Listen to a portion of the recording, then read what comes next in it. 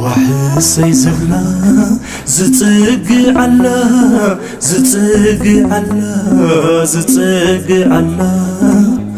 كيدان مهرت مريم الله مريم يلا وحسي زبلا زتق على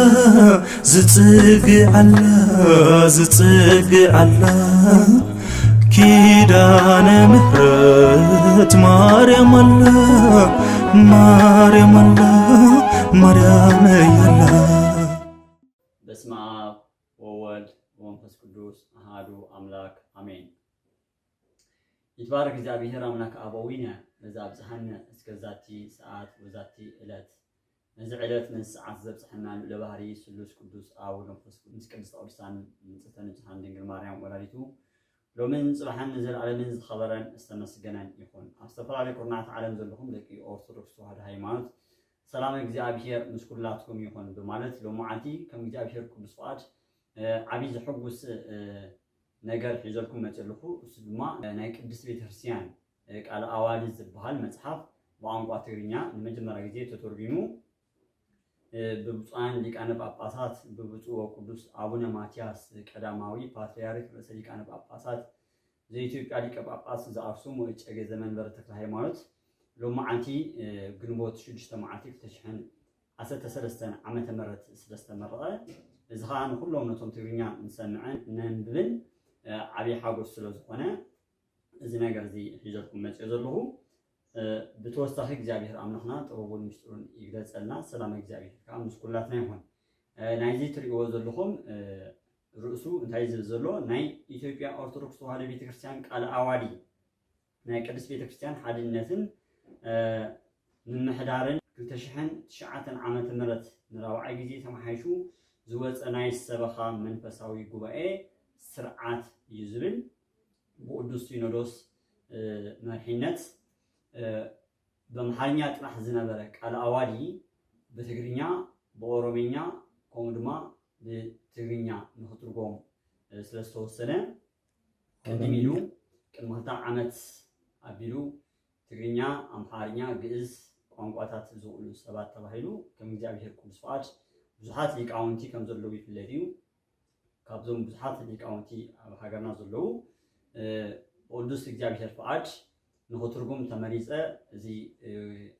ቃለ ኣዋዲ ዝብል ናብ ቋንቋ ትግርኛ ንኽትርጉም ብናይ ቅዱስ ሲኖዶስ ሰበኻ ጉባኤ ምምሕዳር ንኽትርጉም ጀሚርዮ እግዚአብሔር ቅዱስ ፈቃዱ ኮይኑ ተርጉሜ ብሶፍት ኮፒ ተፃሒፉ ናብ ሕትመት ኣትዩ ሎማዓንቲ ዝተመርቐሉ ሰዓት እዩ። ስለዚ እዚ ቃለ ኣዋዲ ንኽትርጎም ብዙሕ ጥንቃቐታት ዘድልየ እዩ። ምክንያቱ ትግርኛ ሰፊሕ እዩ፣ ትግርኛ ሙሉእ እዩ፣ ትግርኛ ሃፍታም እዩ። ትግርኛ ድማ ካብ ኩሉ ቋንቋታት ሃፍታም ዝኾነ ቃላት ኣማራፂ ዘለዎ ብዙሕ ንኽትንትነሉ ትኽእል ሃፍታም ቋንቋ ምዃኑ ከምኡ ድማ ገላፂ ቋንቋ ካብ ግዕዝ ቀፂሉ ትግረ ኣሎ፣ ካብ ትግረ ቀፂሉ ከዓ ትግርኛ ኣሎ። ብዕድመ እውን ነዊሕ ዓመታት ቅድሚ ልደተ ክርስቶስ ጀሚሩ ዝነበረ ስለዝኾነ ትግርኛ ቋንቋ ብቋንቋ ትግርኛ ንኽትርጎም ተባሂሉ ቅዱስ ሲኖዶስ ናይ ኢትዮጵያ ቅዱስ ሲኖዶስ ብዘውፅኦ መምርሒ መሰረት ናብ ቋንቋ ትግርኛ ተተርጊሙ እግዚአብሔር ፈቂድለይ እውን ንኽትርጉም በቕዐ። ስለዚ ናብ ቋንቋ ትግርኛ ተተርጊምና ኣሎ። በዚ ምክንያት እዩ ብፁዕ ቅዱስ አቡነ ማትያስ ፓትርያርክ ርእሰ ሊቃነ ጳጳሳት ዘኢትዮጵያ ሊቀ ጳጳስ ዘአክሱም ወእጨጌ ዘመንበረ ተክለ ሃይማኖት ኣብቲ መመረቕታት ተሳቲፎም ሰርቲፊኬት ናይ ምስጋና ምስክር ወረቀት እውን ተዋሂበልኹ እዚ ንኩላትና እቶም ሰማዓቲ ትግርኛ ሓበን ስለዝኾነ ንምባል እዩ። ስለዚ እዚ ቃለ ኣዋዲ እንታይ ይጥቕሙ ንኽእልና ካብ መንበረ ፓትርያርክ ጀሚሩ ክሳብ ታሕቲ ዘሎ መዋቅር ብምሉእ ሕጊ ቤተክርስቲያን ዝትንትን እዩ። እዚ ድማ ቅዱስ ሲኖዶስ ርእሲ ናይ ቤተክርስቲያን እዩ። ከምዚ ኣብ ስእሊ እንሪኦ ዘለና መጀመርያ ብላዕሊ ዘሎ መንፈስ ቅዱስ እዩ። ቤተክርስቲያንና እትምራሕ ብስርዓተ መንፈስ ቅዱስ ምዃኑ እዚ ድማ መስቀል እዩ። እዚ ቅዱስ ሲኖዶስ እዩ ርእሲ ናይ ቤተክርስቲያን ምዃኑ ዘርእየና እዩ። ርእሲ ናይ ቤተክርስቲያንና ቅዱስ ሲኖዶስ ምዃኑ እዩ ዝትንትን። ኣብ ታሕቲ ቅዱስ ሲኖዶስ በመንፈስ ቅዱስ ዝመራሕ ቅዱስ ሲኖዶስ ብዙሓት መዋቕራት ብዙሓት ኣብ ትሕቲኡ ብዙሓት ጽፍሕታት ከም ዘሎ ዘርእዩ ስለዚ ቅዱስ ሲኖዶስ ኣሎ ካብ ቅዱስ ሲኖዶስ ዝዝርግሑ ነገራት እዚኣቶም ይመስሉ መጀመርያ ቅዱስ ሲኖዶስ ኣሎ ካብ ቅዱስ ሲኖዶስ ቀፂሉ ናይ መንበረ ፓትርያርክ ጠቅላይ ቤተ ክህነት ኣሎ ማለት እዩ እዚኦም ድማ ናይ መንበረ ፓትርያርክ ጠቅላይ ቤተ ክህነት ድማ ናብ ክልተ ጨናፈር ይዝርጋሕ እሱ ድማ መንበረ ፓትርያርክ ጠቅላይ መንፈሳዊ ሰበካ ጉባኤን መንበረ ፓትርያርክ ጠቅላይ መንፈሳዊ ምምሕዳር ሰበካ ጉባኤን ተባሂሉ ይውሰን ናይ መንበረ ፓትርያርክ ጠቅላይ ቤተ ክህነት ኣብ ትሕቲኡ ከዓ እንታይ ኣሎ ናይ መንበረ ጵጵስና ሃገረ ስብከት ኣሎ ናይ መንበረ ጵጵስና ሃገረ ስብከት ድማ ክልተ ጨናፈራት ኣለዉ እሱ ከዓ እንታይ እዩ ናይ መንበረ ጵጵስና ሃገረ ስብከት ጠቅላይ መንፈሳዊ ጉባኤ ኣሎ ካልኣይ ድማ ናይ መንበረ ጵጵስና ሃገረ ስብከት መንፈሳዊ ምምሕዳር ጉባኤ ኣሎ ናይ መንበረ ጵጵስና ሃገረ ስብከት ኣብ ትሕቲኡ ከዓ ናይ ወረዳ ቤተ ክህነት ኣሎ ኣብ ትሕቲ ናይ ወረዳ ቤተ ክህነት ድማ ናይ ወረዳ ጠቅላይ መንፈሳዊ ሰበካ ጉባኤ ኣሎ ካልኣይ ድማ ናይ ወረዳ መንፈሳዊ ምምሕዳር ሰበካ ጉባኤ ኣሎ ስለዚ ካብዚዩ ካብቲ ናይ ወረዳ መንፈሳዊ ቤተ ክህነት ወይ ድማ ክፍለ ከተማ ተባሂሉ እውን ይፅዋዕ በአዲስ አበባ ኣብዚ ድማ ናይ መንበረ ፓትርያርክ ጠቅላይ መንፈሳዊ ሰበካ ጉባኤ ብዙሓት ጽሕፈታት ኣለዉ ሰንበት ትምህርቲ ቤት ኣሎ ኣብ ትሕቲኡ ድማ ዓበይቲ ክፍልታት ኣለዉ ኣብቲ ናይ ካህናት ኣገልግሎት ክፍሊ ዝብል ናይ ስብከተ ወንጌል መምርሒ ኣሎ ናይ ቁፅፅር ኣገልግሎት ኣሎ ከምኡ ድማ ናይ ሰንበት ትምህርቲ ቤት ክፍሊ ኣሎ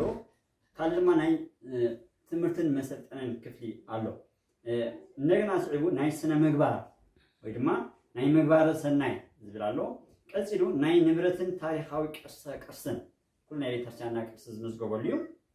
ካልእ ናይ ገንዘብ ክፍሊ ቤት ኣሎ ናይ ሕሳብ ክፍሊ ኣሎ ናይ ህንፃን ስራሕን ጽገናን ሕድሳትን ክፍሊ ኣሎ ናይ ስታቲስቲክስ ሕጊ ኣሎ ብሓፂሩ ግን ካብ ስታቲስቲክስ ንሕሪ ናይ ነባዕሉ ስታቲስቲክስ ክንደይ ተወሊዶም ክንደይ ተጠሚቖም ክንደይ ከሞይቶም ምእመናን ክንደይ ብሂወት ሓሊፎም ዝብል እዩ ምሕዳራዊ ዘለዎ ስለዚ ኣብዚ እውን ከምዚ ንሪኦ ዘለና ኣብ ገፅ ነ ማለት እዩ ኣብዚ ኣብ ገፅ ነ ንሪኦ ዘለና እዚ እውን ፍልይ ዝበለ ርእሱ ዝከኣለ መዋቕር እዩ ናይዚ መዋቕር እውን እንድሕር ርኢናዮ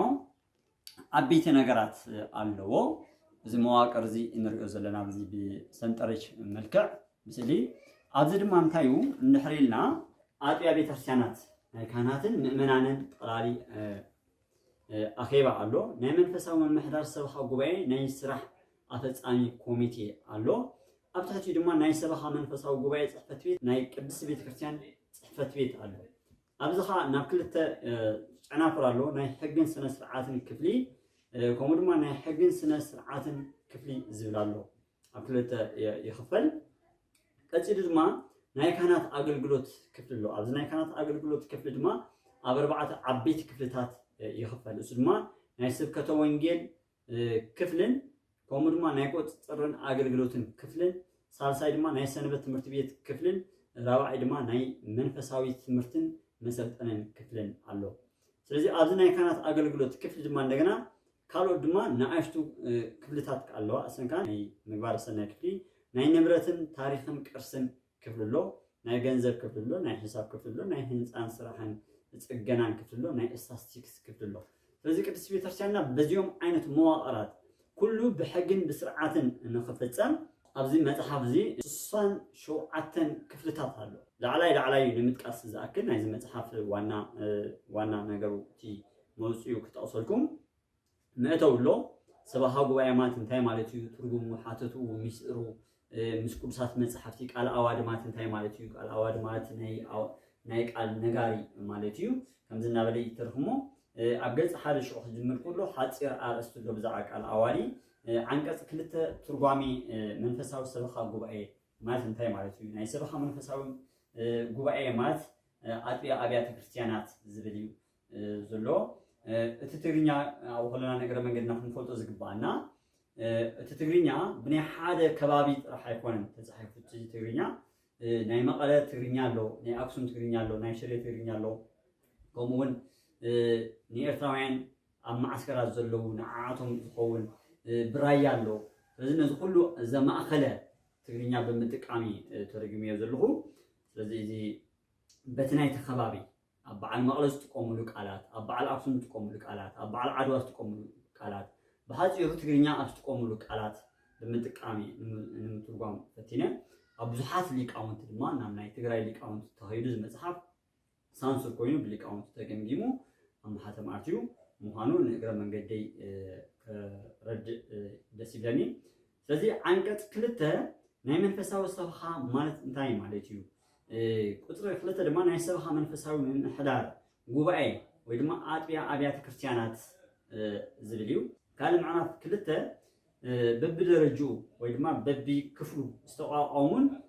ዝቋቋሙን ናይ ሰብኻ መንፈሳዊ ጉባኤታት ናይ ውዕል ውሳኔታት ወይ ድማ ድንጋጌታት ዝብል እዩ። አንቀጽ 3 ድማ ናይ ኢትዮጵያ ኦርቶዶክስ ተዋህዶ ቤተክርስቲያን ናይ ሰብኻ መንፈሳዊ ጉባኤ ምቁቋም ወይ ድማ ምውቃር ዝብል እዩ። አንቀጽ 4 ናይ ሰብኻ መንፈሳዊ ጉባኤ ምውቃር ከመይ ይመስል ኣብ ውሽጡ ነንሕሉ እናተዘርዘረ ዝኸይድ። አንቀጽ 5 ናይ ሰብኻ መንፈሳዊ ጉባኤ ዕላምኡ እንታይ ሰብኻ ጉባኤ ኣብ ዝተፈላለዩ ኩርናዓት ዓለም ዘላ ቅድስት ቤተክርስቲያንና ብሰብኻ ጉባኤያት ይመሓደር። ስለዚ ሰብኻ ጉባኤ እጃሙ እንታይ እዩ ግዴትኡ እንታይ ዝብል ዕላምኡ እንታይ ዝብል እዩ። አንቀጽ 6 ድማ ናይ ሰብኻ መንፈሳዊ ጉባኤ ተግባር ብኸመይ ይውዕል ብኸመይ ይጽድቕ ዝብል። ምዕራፍ 3 ናይ ኣጥቢያ ቤተክርስቲያን ሰብኻ መንፈሳዊ ጉባኤ ኣመሳርታን ምውቃርን ከመይ ይመስል እዩ። አንቀጽ 7 ኣመሳርታ ሰበካ ጉባኤ ከመይ ዝዋቐቕ ከመይ ዝምስረት ዝብል እዩ። ሓድሽ ቤተክርስቲያን ክኾን ከሎ ከመይ ይምስረት ከመይ ይደራጀው ዝብል እዩ። አንቀጽ 8 ናይ ኣጥቢያ ቤተክርስቲያን ሰብኻ መንፈሳዊ ጉባኤ ኣፈጻጽማ ስራሕ። አንቀጽ 9 ናይ ኣምራጭ ኮሚቴ ተግባርን ኣፈጻጽማ ስራሕ ስእልካ ይመረጽ እዩ። ሕጊ ኣለዎ ስጉንዶምን ዝቕበል ናይ ቤተክርስቲያን ኣባል ዝኾነ ኣስራት በኩራት ዝኸፍል እናበለ እቲ ሕጊ ይዝርዝሩ። አንቀጽ 10 ናይ ኣጥቢያ ቤተክርስቲያን ሰብኻ መንፈሳዊ ምምሕዳር ጉባኤ ኣፈጻጽማ ስራሕ ወይ ድማ ኮሚቴ ኣባላት ዝብል እዩ። ናይ ኣባላት ዓይነት ብዝሕን ናይ ኣባላት ኣመራርፃን ዝብል ኣለዎ። አንቀጽ 11 ድማ ንምርጫ ንምምሕያሽ ምስዓርን ምጽዳቕን ተመረፅቲ ናይ ኣገልግሎት ዘመን ዝብል ኣለዎ። አንቀጽ 12 ናይ ኣጥቢያ ቤተክርስቲያን መንፈሳዊ ምምሕዳር ሰብኻ ጉባኤ ፈጻሚ ስራሕ ኮሚቴ ስልጣንን ተግባርን። እዚ ንብሎ ዘለና እንታይ እዩ? ኣብ ዝተፈላለዩ ኩርናዓት ዓለም ዘለኹም ኣብያተ ክርስቲያናት ብኸምዚ ዓይነት መንገዲ ብሕጊ ቤተክርስቲያን ንኽመሓደር ኢላ ቅድስት ቤተክርስቲያን ብቅዱስ ሲኖዶስ ፍቃድ ዝተሓተመ መፅሓፍ እዩ። አንቀጽ 13 ናይ ኣጥቢያ ሰበካ ቤተክርስቲያን ኣመሓዳሪ ስልጣንን ተግባርን ዝብል እዩ። አንቀጽ 14 ናይ ኣጥቢያ ምምሕዳር መንፈሳዊ ሰበካ ጉባኤ ምክትል ኣካቢ ወይ ድማ ጠርናፊ ስልጣንን ተግባርን። አንቀጽ 15 ስለ ገዳማት ምምሕዳርን ስርዓት ምንኩስናን ዝብል ኣለዎ። ናይ ስርዓት ምንኩስና ብዝፈቐደ ዘይኮነ ሕጊ ስርዓት ከም ዘለዎ እዩ። ምዕራፍ 4 ናይ ኣጥቢያ ቤተክርስቲያን መንፈሳዊ ሰበካ ጉባኤ ጽሕፈት ቤት ክፍልታት ስራሕን ናይ ስራሕ ክፍልታትን። አንቀጽ 16 ናይ ኣጥቢያ ቤተክርስቲያን መንፈሳዊ ሰበካ ጉባኤ ጽሕፈት ቤት ናይ ስራሕ ክፍልታት ምቁቋምን ናይ ስራሕ ሓለፍቲ ምርጫን ናይ ኣገልግሎት ዘመንን ክንደይ ዓመት እዮም ዘገልግሉ ዝብል ዘመኖም ከይተረፈ ተገዲቡሎም ኣሎ ማለት እዩ። ካብ ክሳብ ክንደይ ዓመት ክሳብ ክንደይ ዓመት ሰበካ ጉባኤ ኮይኑ የገልግል ዝብል እዩ። አንቀጽ 17 ናይ ኣጥቢያ ቤተክርስቲያን መንፈሳዊ ሰበካ ጉባኤ ዋና ጸሓፊ ስልጣንን ተግባርን እዩ። አንቀጽ 18 ናይ ስብከተ ወንጌል ስራሕን ሓላፍነትን እዩ። አንቀጽ 19 ናይ መንፈሳዊ ትምህርትን ስልጠናን ክፍሊ ስራሕን ሓላፍነትን እዩ። አንቀጽ 20 ናይ ካህናት ኣገልግሎት ክፍሊ ስራሕን ሓላፍነትን እዩ። አንቀጽ 21 ናይ ስራሕን ሓላፍነትን ክፍሊ ቤት ትምህርቲ ሰንበት እዩ። አንቀጽ 22 ስራሕን ሓላፍነትን ክፍሊ ናይ ዕቅድን ልምዓትን ቤተክርስቲያን ዕቅድን ልምዓትን ኣለዋ ናቱ ክፍሊ ስርዓቱን መምርሒኡን ዝገልጽ እዩ። አንቀጽ 23 ስራሕን ሓላፍነትን ክፍሊ ናይ ምግባረ ሰናይ ወይ ድማ ገቢረ ሰናይ ዝብል እዩ። አንቀጽ 28 ስራሕን ሓላፍነትን ክፍሊ ሕጊ። አንቀጽ 25 ስራሕን ሓላፍነትን ክፍሊ ናይ ንብረት ናይ ንዋየ ቅድሳትን ናይ ቅድሳ ቅርስን ዝምልከት እዩ። አንቀጽ 26 ስራሕን ሓላፍነትን ክፍሊ ሕሳብ። አንቀጽ 27 ስራሕን ሓላፍነትን ገንዘብ ክፍሊ። አንቀጽ 28 ስራሕን ሓላፍነትን ክፍሊ ቁፅፅር። አንቀጽ 29 ስራሕን ሓላፍነትን ናይ ክፍሊ ስራሕን ህንፃን ጽገናን ዝብል እዩ። አንቀጽ 30 ድማ ሓላፍነትን ስራሕን ክፍሊ ኣሃዛዊ መረዳእታ ወይ ድማ ስታቲስቲክስ ዝብል እዩ ምዕራፍ 5 አንቀጽ 21 ድማ ስለ ወረዳ መንፈሳዊ ሰበካ ጉባኤ ጽሕፈት ቤት ናይ ስራሕ ክፍልታት ዝብል እዩ ናይ ወረዳ መንፈሳዊ ሰበካ ጉባኤ ጽሕፈት ቤት ክፍልታት ስራሕን ስልጣንን ተግባርን ናይ ወረዳ መንፈሳዊ ሰበካ ጉባኤ አመሰራርታን አቋቁማን ዝብል እዩ አንቀጽ 32 ናይ ወረዳ መንፈሳዊ ሰበካ ጉባኤ አባላት አንቀጽ 33 ናይ ወረዳ መንፈሳዊ ሰበካ ጉባኤ ስራሕን ስልጣንን ተግባርን አንቀጽ 34 ናይ ወረዳ መንፈሳዊ ሰበካ አፈጻጻሚ ስራሕ ኮሚቴ ወይ ድማ አባላት ዝምልከት እዩ አንቀጽ 35 ናይ ወረዳ መንፈሳዊ ሰበካ ጉባኤ ናይ ስራሕ ፈጻሚ ኮሚቴ ስልጣንን ተግባርን ዝብል እዩ አንቀጽ 36 ናይ ወረዳ ቤተ ክህነት ጽሕፈት ቤት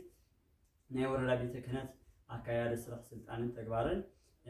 ምዕራፍ 6 ናይ መንበረ ጵጵስና ሀገረ ስብከት ቤት ጽሕፈት ሰበካ መንፈሳዊ ጉባኤ ስራሕ ክፍልታት ስልጣንን መዝነትን ተግባርን ዝገልጽ እዩ አንቀጽ 38 አመሰራርታን አወዳድባ ናይ መንበረ ጵጵስና ሀገረ ስብከት ሰበካ መንፈሳዊ ጉባኤ ዝገልጽ እዩ አንቀጽ 39 ድማ አባላት ናይ መንበረ ጵጵስና ሀገረ ስብከት መንፈሳዊ ጉባኤ ዝብል እዩ አንቀጽ 40 ስልጣንን መዝነትን ተግባርን ዕማምን ሰበካ መንፈሳዊ ጉባኤ መንበረ ጵጵስና ሀገረ ስብከት ዝብል እዩ አንቀጽ 41 ድማ ናይ መንበረ ጵጵስና ሀገረ ስብከት አባላት ሰበካ መንፈሳዊ ምሕደራዊ ጉባኤ ኮሚቴ ፈጻሚት ስራሕ ዝብል እዩ አንቀጽ 42 ድማ ናይ መንበረ ጵጵስና ሀገረ ስብከት ስልጣንን ዕማምን ሰበካ መንፈሳዊ ምሕደራዊ ጉባኤ ኮሚቴ ፈጻሚት ስራሕ ዝብል እዩ አንቀጽ 43 ቤት ጽሕፈት መንበረ ጵጵስና ሀገረ ስብከት ዝምልከት እዩ አንቀጽ 44 መዝነት ስልጣንን ዕማምን ተግባርን ሊቀ ጵጵስና ሀገረ ስብከት ዝብል እዩ አንቀጽ 45 መዝነትን ተግባርን አካያዲ ስራሕ ሀገረ ስብከት ዝጠቅስ እዩ ምዕራፍ 7 ሓፈሻዊ ሰበካ መንፈሳዊ ጉባኤ መንበር ፓትርያርክ አንቀጽ 46 አመሰራርታ ሓፈሻዊ ሰበካ መንፈሳዊ ጉባኤ መንበር ፓትርያርክ ዝብል እዩ አንቀጽ 47 አባላት ሓፈሻዊ ሰበካ መንፈሳዊ ጉባኤ መንበር ፓትርያርክ ከምኡ ድማ አንቀጽ 48 ስልጣን ወይ ድማ መዝነት ዕማምን ሓፈሻዊ ሰበካ መንፈሳዊ ጉባኤ መንበር ፓትርያርክ ዝብል እዩ አንቀጽ 49 አባላት ሓፈሻዊ ሰበካ መንፈሳዊ ምሕደራዊ ጉባኤ መንበር ፓትርያርክ ኮሚቴ ጻሚትን ስራሕን ዝብል ኣሎ አንቀጽ 50 ስልጣንን ዕማምን ሓፈሻዊ ሰበካ መንፈሳዊ ምሕደራዊ ጉባኤ መንበር ፓትርያርክ ወይ ድማ ኮሚቴ ፈጻሚት ስራሕ ዝብል እዩ አንቀጽ 50 ስልጣንን ዕማምን ሓፈሻዊ ሰበካ መንፈሳዊ ምሕደራዊ ጉባኤ መንበር ፓትርያርክ ፈጻሚት ኮሚቴ ዝብል እዩ አንቀጽ 51 ድማ ንሕሪናዮ ቤት ጽሕፈት ጠቅላይ ቤተ ክህነት መንበር ፓትርያርክ በመሰረት አንቀጽ 1 ሕጊ ቤተ ክርስቲያን ዝጠቅስ እዩ አንቀጽ 52 ድማ ስልጣንን ወይ ድማ መዝነትን ዕማምን ፓትርያርክ ዝብል እዩ አንቀጽ 53 መዝነትን ዕማምን ጠቅላሊ አካያዲ ስራሕ ዝብል እዩ አንቀጽ 54 ድማ ብዛዕባ ምክትል መራሒ ጠቅላሊ ቤተ ክህነት ዝምልከት እዩ ምዕራፍ 8 ዝተፈላለዩ ድንጋጌታት ዝሓዘ እዩ አንቀጽ 55 እንሕሪናዮ ስነ ስርዓት አመራርሓን መሪሕነትን ተወሳኺ ናይ አኺባ ግዜ ሰበካ መንፈሳዊ ጉባኤታት ዝብል እዩ አንቀጽ 56 እንሕሪናዮ ብዛዕባ ዝተፈላለዩ አታዊታት ቤተ ክርስቲያን ዝምልከት እዩ አንቀጽ 57 እንተሪና ድማ ብዛዕባ ዝተፈላለዩ ወጻኢታት ሰበካ ቤተ ክርስቲያን ዝምልከት እዩ አንቀጽ 58 አመዘጋግባን አታሕዛን ንዋያት ቤተ ክርስቲያን ወይ ድማ ሓድግታት አመዘጋግቦም ዝምልከት እዩ አንቀጽ 59 እንድሕሪና ብዛዕባ ኣብ ቤተ ክርስቲያን ዝሽየሙ ካልእ ድማ ዝቁፀሩን ከምኡ ድማ ብወለንታ ብፍቃድ ዘገልግሉን ዝምልከት እዩ አንቀጽ 60 እንድሕሪና ድማ መሰልን ብኡን አገልገልቲ ቤተ ክርስቲያን ሰበካ ካህናት ካልኦትን ዝምልከት እዩ ካልኦት ሰራሕተኛታትን ማለት እዩ ካልኦት አገልገልትን ማለት እዩ ሓደ መሰል ኣሎ ካልእ ድማ ግዴታ ወይ ድማ ግቡእ ዝብል ኣሎ አንቀጽ 61 ድማ መሰልን ግቡእን ናይ ሰበካ ቤተ ክርስቲያን ምእመናን መሰልን ግቡኦም ሓደ መሰል ካልኣይ ድማ ግዴታ ኢሉ ይዝርዝሮ አንቀጽ 62 ንፍሬና አገልገልቲ ካህናት ብዝሒ ስለምውሳን ገዳም ተወይኑ ጀማዓት ቤተክርስቲያን ተወይና አንቀጽ 63 እዚ ቃል አዋሊ ቤተክርስቲያን ኣብ ልዕሊ ዝተሓላለፈ ዝወሃብ ውሳኔ እዚ ቃል አዋሊ ንዘይ ትግሩ ሰባት ዝውሰኖም ውሳኔ ዝጠቅስ እዩ አንቀጽ 63 አንቀጽ 64 እንተሪና ኻን ያፈጻጽማ ስነ ስርዓት ብኸመይ ይፍጸም ዝብል እዩ አንቀጽ 65 እንተሪና ድማ ናይ አፈጻጽማ ወሰን ዝምልከት እዩ አንቀጽ 66 እንተሪና ኻን ምምሕያሽ ቃል አዋሊ በግዚኡ ዝውሰኺ ውስኾ ዝቕነስ ይቕንሶ እዚ ኻብ ብቅዱስ ሲኖዶስ ዝውሰን እዩ ማለት እዩ አንቀጽ 67 እንተሪና ኻን ቃል አዋሊ ዝድንገገሉ ጊዜ መዓስ እዩ ዝብል ስለዚ ሸሞንተ ዓበይቲ ምዕራፋት ኣለዎ ኣብ ሸሞንተ ዓበይቲ ምዕራፋት ድማ 67 ዓናቕጽ ዘለዎም እዮም ስለዚ እዚ መጽሓፍ እዚ ዕብይ ዝበለ ንቤተክርስትያንና ካብ ላዕሊ ካብ ጉላቱ ጀሚሩ ካብ መንበረ ፓትርያርክ ክሳብ ኣጥቢያ ቤተክርስትያን ካብ ፓትርያርክ ክሳብ ምእመናን ሕጊ ደንቢ ነገስት ካብ ብሉያት ካብ ሐዲሳት ካብ መጽሓፈ ሊቃውንት ካብ መጽሓፈ ቅዱስ ሲኖዶስ ካብ ዲድስቅልያ ብሓፈሻቶም ናይ ስርዓት ካብ በዓል ኣብጥሊስ ካብ በዓል ቀኖና ቤተክርስትያናት ዝተዋጻጸ እዩ እዚ ቃል አዋሊስ ኣብ ዝተፈላለዩ ኩርናዓት ዓለም ዘለኹ ናይ ቤተክርስትያን ምምሕዳር ሕጊ ስርዓት ደንቢ ስለዝኾነ እዚ እናተጠቐምና ናይ ቤተክርስትያንና ኣገልግሎትና ኩላትና ከነገልግል ከም ዝግባአና እዩ ዘመልክት ስለዚ እዚ ከምዚ ይመስል እዚ መጽሓፍ እዚ ከም ተቀደም ዝበልናዮ ብቅዱስ ሲኖዶስ ጽቡቕ ሓሳብ ተላዒሉ ንምትርጓም በቂዑ ትማሊ ግንቦት 8 መዓልቲ ኣብ መንበረ ፓትርያርክ ኣዳራሽ ብዓብይ ብዙሓት ሊቃነ ጳጳሳት ናይ ብዙሓት ኣብያተ ክርስቲያናት ኣመሓደርትን ብዙሓት ሊቃውንትን ኣብ ዝነበሩሉ ዝተመረቐሉ ሰዓት እዩ ስለዚ ብፁዕ ቅዱስ አቡነ ማትያስ ቀዳማዊ ፓትርያርክ ርእሰ ሊቃነ ጳጳሳት ዘኢትዮጵያ ሊቀ ጳጳስ ዘአክሱም ወእጨጌ ዘመንበረ ተክለ ሃይማኖት ስፋሕ ዝበለ ትንታኔ ሂቦም እዮም እዚ ብቋንቋታት ትግርኛን ኦሮምኛን እንግሊዝኛን ምትርጓሙ ኣብ ዘላ ዓለም ቤተክርስትያን ዝጠቅም ምዃኑ ካልእ ቋንቋታት እውን ንኽትርጎም እንደገና ካልኦት መጽሓፍቲ እውን ንኽትርጎም ዝብል መምርሒኦም አሚጦም ነይሮም። ግን እንደ ድካም የደከማችሁት በእውነቱ ወደፊትም ቀጥሉበት። በዚሁ ሌሎቹን መተርጎም የሚገባቸውን ለመተርጎም መቀጠል አለባችሁ እና በዚሁ ሕግ ደግሞ ሁላችንም ብንመራበት ብንጠቀምበት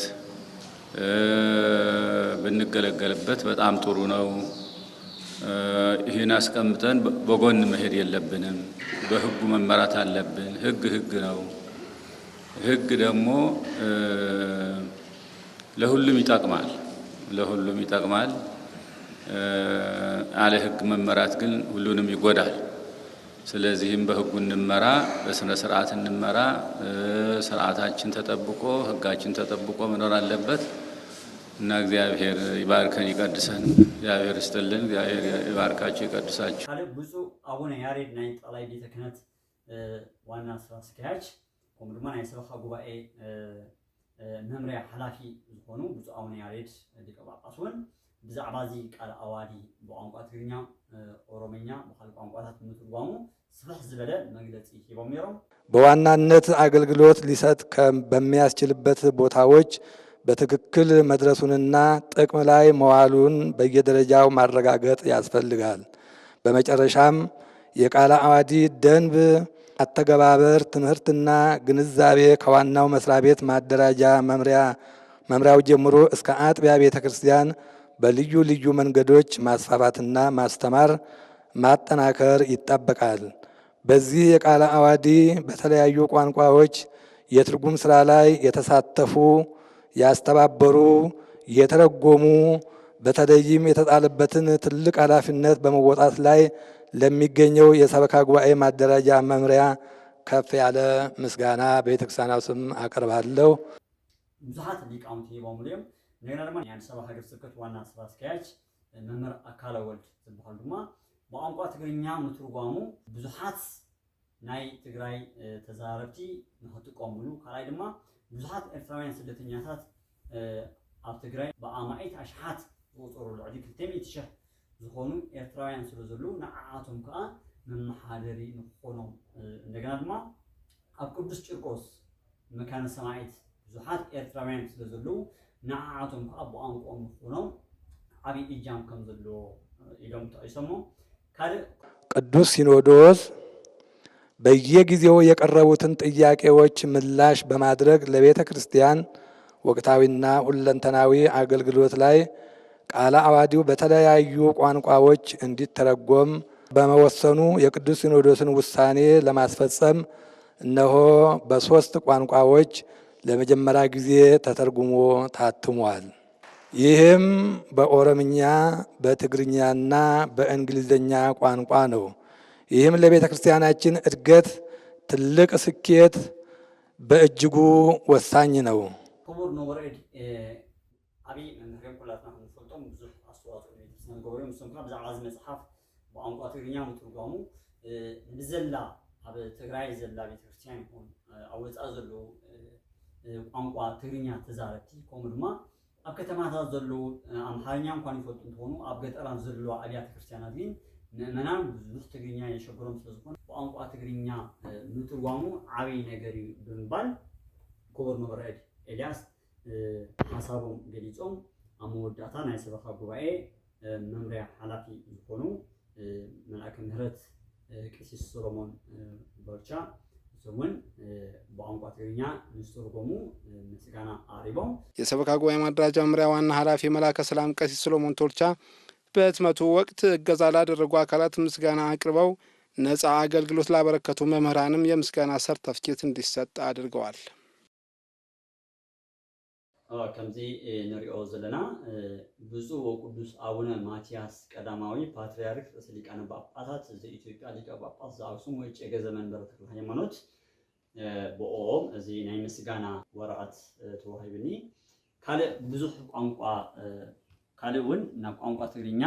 ብዙሓት ስራሕቲ ንክንትርጉሙን ናይ መተባብዒ ምስጋና ሂቦምና እዚ ከም ዝትሪእዎ ዘለኹም ምስጋና የምስክር ወረቀት ለመጋቢ ሐዲስ አማኑኤል መንግስታት ቅዱስ ሲኖዶስ የቤተ ክርስቲያን መተዳደሪያ ደንብ የሆነውን ቃለ ዓዋዲ ለሁለንተናዊ የቤተ ክርስቲያን አገልግሎት መፋጠን በኦሮምኛ፣ በትግርኛ፣ በእንግሊዝኛ ቋንቋ እንዲታተም በወሰነው መሰረት በቃለ ዓዋዲው የቋንቋ ትርጉም ስራ የትግርኛ ቋንቋ ላበረከቱት አስተዋጽኦ ይህ የምስክር ወረቀት ከምስጋና ጋር ተሰጥቷል። በመንበረ ፓትርያርክ ጠቅላይ ቤተ ክህነት የሰበካ ጉባኤ መደራጃ መምሪያ ግንቦት 6 2013 ዓመተ ምህረት አባ ያሬድ የኢትዮጵያ ኦርቶዶክስ ተዋሕዶ ቤተክርስቲያን መንበረ ፓትርያርክ ጠቅላይ ጽሕፈት ቤት ዋና ስራ አስኪያጅ የሰበካ ጉባኤ መደራጃ መምሪያ የአርሲ ሀገር ስብከት ሊቀ ጳጳስ ዝልዩ ካልእ አባ ዮሴፍ የቅዱስ ሲኖዶስ ዋና ጸሐፊ የሲዳማ ክልል ኦማሮና ቡርጃ ሊዩ ወረዳ ሀገር ስብከት ሊቀ ጳጳስ ዝብልዩ እዚ ናይ ምስጋና ወረቀት ብብፁዕ ወቅዱስ አቡነ ማትያስ ቀዳማዊ ፓትርያርክ ርእሰ ሊቃነ ጳጳሳት ዘኢትዮጵያ ሊቀ ጳጳስ ዘአክሱም ወእጨጌ ዘመንበረ ተክለ ሃይማኖት ናይ ምስጋና ወረቀት ስለዝተዋሃበኒ ብሽም ምእመናን ብጣዕሚ የመስግን ካልኦት ዓበይቲ ስራሕቲ እውን ንኽትርጉም ብጸሎትኩም ሓግዙኒ ቅድሚ ሕጂ ዘሕተምኩሞም 2 ቢሲዲ ናይ ቋንቋ ትግርኛ ስደት ንምንታይ ካልእ ድማ ስለ ጽድቂ ስደዱ ብፁዓን እዮም ዝብል 2 ቢሲዲ ነይሩ ቀፂሉ ድማ የእንዚራ ስብሃት ዝብል ልዕሊ 3600 ግጥሚ ዘለዎ ናይ ቅድስቲ ድንግል ማርያም ምስጋና ብሃሁ እንዳበለ ዝኸይድ ዝሕተምኩ ኣሎ ካልእ ድማ የግዕዝ ጥናት ከሳባ ዕብራይስጥ ዓረብ ትግረ ትግርኛ አምሓርኛ እንግሊሽ ወትርጓሚ ፊደል ዝብል ድማ ከባቢ 400 ገጽ ዘለዎ ናይ ቋንቋ ትግርኛ ማለት እንታይ ማለት እዩ ትግርኛ ማለት ብርቱዕ ምዃኑ ትግርኛ መዓዝ ከም ዝተመሰረተ ትግርኛ ሃብታም ቋንቋ ምዃኑ ምስ ካልኦት ቋንቋታት ምስ ግዕዝ ምስ አምሓርኛ ምስ እንግሊዝኛ ምስ ዓረብኛ ምስ ዕብራይስጥ እንዳናፀፅሑ ዝፅሓፍዎ መፅሓፍ ኣሎ ካልእ እውን መፅሓፈ ጸሎት ብቋንቋ ትግርኛ ዝብል ኣሎ ውዳሴ ጸሎት ዘዘውትር ውዳሴ ማርያም አንቀጸ ብርሃን ሰኔ ጎልጎታ ስርዓተ ቅዳሴ ናይ 7 ሊቃነ መላእክት ዘለዎ ጸሎተ ኑዛዜ ዘለዎ ካልእ ድማ መጽሐፈ ጸሎት 723 ገጽ ዘሎ መጽሐፈ ጸሎት ቋንቋ ግዕዝ ትግርኛ እንግሊሽ ፕሬየር ቡክ 86 ዝብል ብዙሕ ዝበለ ብዙሕ ጸሎታት ዘሎ ቅድሚ ሕጂ ተሓቲሞም ዘይፈልጡ ብግዕዝን በመሓኛን ተሓቲሞም ዘይፈልጡ ከም በዓል መልክዓ ወንጌል ከም በዓል መልክዓ ማርያም ቀዳሚት ካልኢት ሳሌሲት ዝኣመሰለ ከምኡ ድማ ፍልይ ዝበሉ ከም በዓል ሆሆተ ብርሃን ዝኣመሰለ ዝሕተም ከሎ ካልእ ድማ የእስክንድር ዝምታ ቅድም ኢሉ ኮሮና ከይመጽእ ከሎ ማስክ ብምግባር ኣፍ ብዙሕ ካብ ምዝራብ ብዙሕ ሓጢኣት ከም ዘስዕብ ዝብል የእስክንድር ዝምታ ወይ ድማ The Wife of Second the Wives ዝብል ዝሕተምኩም 5 መጽሓፍቲ ኣለዉ እዚ ቃል ኣዋድኻ ሕጂ ተርጉምዮ ኣለኹ ማለት እዩ ካልእ ድማ መዝገበ ጸሎት ቋንቋ ትግርኛ ዝብል ዓብይ ዝበለ መዝገበ ጸሎት ብምልኣቶም ካልእ ድማ በዓል ሰይፈ ስላሴ ሰይፈ መለኮት ተርጉምዮም ኣብ ሕትመት ኣትዮም ከም ዘለዉ ካልእ ከም በዓል ውዳሴ ኣምላክ ዝኣመሰሉ ተተርጉሞም ኣለዉ ንዕቤት ቤተክርስትያንና ኩላትና እጃምና ክነበርክት ይግባእ ሓንቲ ንበይና ኣይተንጨብጭብንያ ኩላትና ኮይና ተሓጋጊዝና ብዙሕ ነገር ሰባት ዝሕግዙ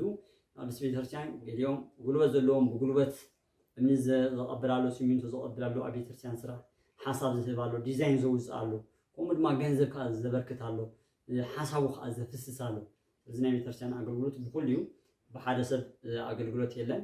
መንፈሳዊ ዕቤት በብገዳማቱ ኮይና እውን ንዓኹም ዝበቅዕ ኣስተምሮ ንኸነበርክት ንሳትኩም እውን ኣበርክትኩም ኣይፍለየና ኣድራሻና ኣብ ዘሎ ሓሳብ ርእይቶ ከምኡ ድማ ሕቶ እንፈላለና ኣብ ዝተዋሃበና ተዋህዶ ዘበኣማን ዝብል ፌስቡክ ኣሎ ከምኡ ድማ ዩቲዩብ ኣሎ ከምኡ ድማ ጂሜል ኣሎ ኣብኡ ኣትኩም ሓሳብኩም ክትህቡ ይላቦ ስለዝነበረና ግዜ እግዚአብሔር ኣምላኽና ሽሙ ዝኸበረን ዝተመስገነን ይሁን ሎሚ ዓልቲ ብዛዕባ ቃል ኣዋዲ ናይ ቋንቋ ትግርኛ ዝተተርጎመ ሓሳብ ሒዘልኩም መፅእ ነይረ ስመ ስላሴ ዝኸበረን ዝተመስገነን ይሁን ናይ ቅድስቲ ድንግል ማርያም ጸሎታን ኣማላድነታን ኣይፈለየና ናይ ኩሎም ቅዱሳን ሆርያነ እግዚአብሔር ጸሎቶም ኣማላድነቶምን ኣይፈለየና ይጽንሐልና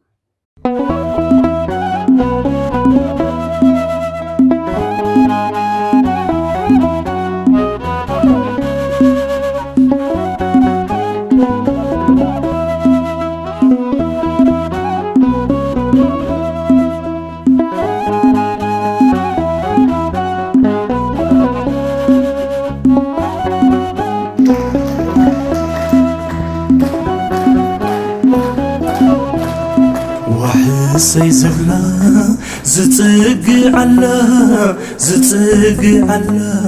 زتقي على كيدان مهرت مريم الله مريم يلا وحسي زبلا زتقي على كيدان مهرت مريم الله يلا